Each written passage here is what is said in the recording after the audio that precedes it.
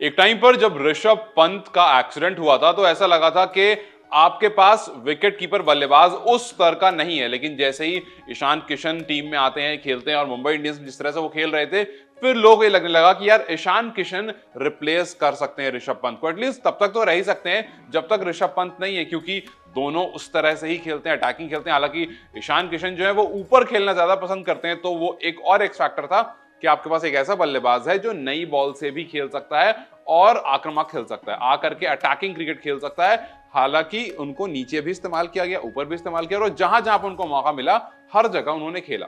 लेकिन world cup के बाद न जाने ऐसा क्या हुआ कि ईशान किशन को रेस्ट लेना पड़ा।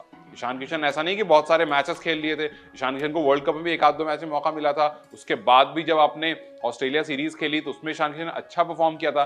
जब उससे पहले वेस्ट इंडीज सीरीज खेली थी, वहां पर टेस्ट डेब्यू किया, वहां पर टेस्ट में अच्छे रन बनाए। उसके बाद अचानक से न जाने क्या हो जाता है और ईशान किशन ब्रेक मांग लेते हैं। ईशान किशन कहते हैं कि मेंटल फटीग की वजह से मुझे थोड़ा देर क्रिकेट से बाहर जाना है। अब जैसे ही वो बाहर जाते हैं उस टाइम पर तो ऐसा लगता है कि ठीक है जी, वर्ल्ड कप लॉस ने सारे इंडियन खिलाड़ी को कहीं ना कहीं उनकी मेंटल हेल्थ पर थोड़ा सा इंपैक्ट जरूर पड़ा था और उनको रेस्ट चाहिए था, उनको वो ब्रेक चाहिए था।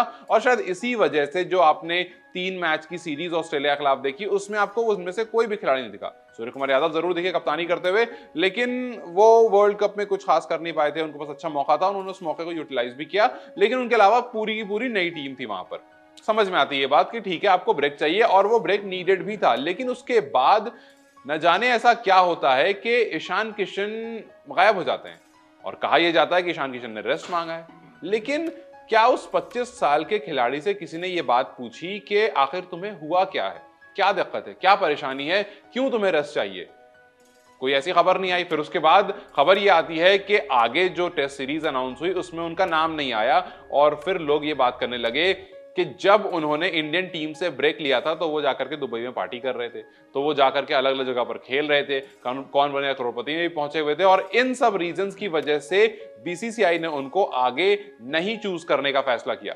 लेकिन उसके बाद राहुल द्रविड़ सामने आते हैं और कहते हैं कि ऐसा कुछ भी नहीं है, ईशान किशन ने अपने आप को अवेलेबल नहीं बताया है और सिर्फ इस वजह से उनका चयन टीम में नहीं हुआ है। अब ये जो विवाद है, ये जो कंट्रोवर्सी चल रही है ईशान किशन पर, इस पर एक सवाल ये उठ रहा है कि कहीं अंदर ही अंदर कोई बात तो नहीं हो गई जिसकी वजह से ईशान किशन को चुपचाप से हटा दिया गया। ईशान किशन ने ब्रेक मांगा था। देखिए, जब भी एक बार बहुत पहले नवजोत सिंह सिद्धू ने ब्रेक मांगा था, उनका सिलेक्शन, उनका नाम था, फिर उसके बाद उन्होंने बोला नहीं मैं नहीं खेलूंगा, मुझे अभी ब्रेक चाहिए, तो उस टाइम पर बहुत पहले की बात करो, उसमें बहुत विवाद हुआ था। लेकिन आज अगर आप देखेंगे, आज आपके पास ऑप्शंस बहुत सारे होते हैं। शमी क्योंकि इंजर्ड हैं तो साउथ अफ्रीका सीरीज में नहीं गए, उन्होंने बोला कि मैं नहीं आ सकता हूं बिकॉज वो ऑब्वियसली इंजर्ड थे। लेकिन ईशान किशन नहीं गए, इस पर सवाल होने लगा था। और अब जब 2 मैच की सीरीज हुई है, होने वाली है आपको इंग्लैंड के खिलाफ, उसमें भी ईशान किशन का नाम नहीं है। उसमें 3 विकेट कीपर हैं लेकिन ईशान नहीं है। उसमें केएस भारत हैं जिनका बहुत अच्छा रिकॉर्ड नहीं रहा है।